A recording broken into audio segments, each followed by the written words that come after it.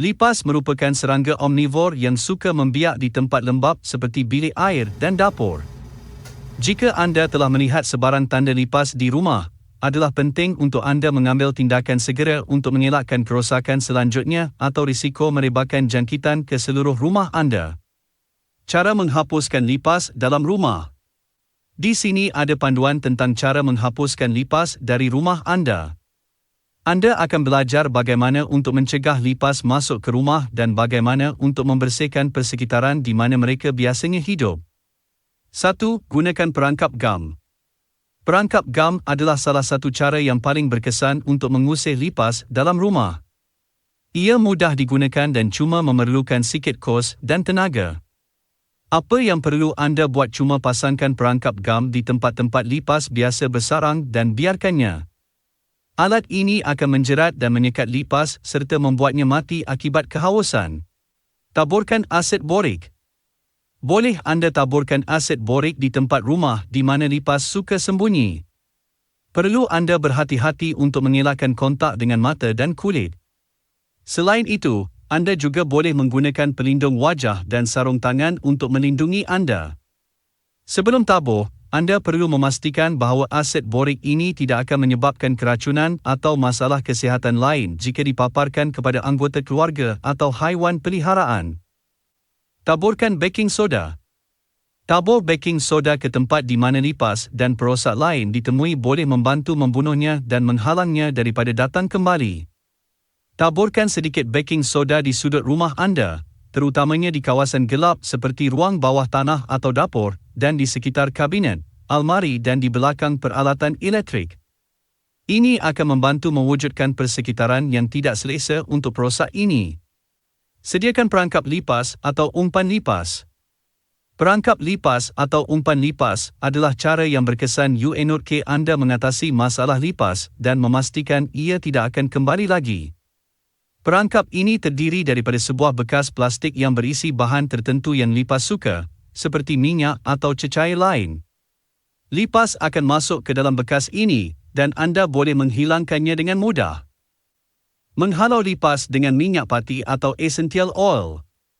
Menggunakan minyak pati untuk menghalau perosak bukan sahaja selamat dan semula jadi, tetapi ia juga tidak mempunyai bahan kimia yang keras, menjadikannya pilihan yang bagus untuk mereka yang mencari penyelesaian mesra alam. Terdapat pelbagai minyak pati yang boleh digunakan untuk menghalau perosak, seperti minyak pudina, minyak kayu putih dan minyak pokok teh. Sapukan racun perosak pekat cecair berhampiran lubang yang lipas boleh masuk. Racun ini boleh didapati di kedai-kedai alat tulis dan juga di kedai-kedai alat rumah. Ia juga mudah disediakan, hanya dengan mencampurkan beberapa bahan seperti minyak pati, air dan juga soda kaustik. Ini akan membentuk racun perosak pekat cecair yang boleh digunakan untuk menghalau lipas dari dalam rumah. Kedap keretakan dan lubang yang boleh lipas masuk. Anda perlu mengecam lokasi di mana lipas masuk ke rumah dan membuat penutup kedap untuk lubang-lubang ini. Selain itu, pastikan semua pintu dan tingkap ditutup dengan rapat, supaya tiada ruang bagi lipas masuk. Pastikan tidak ada air bertakung atau kebocoran.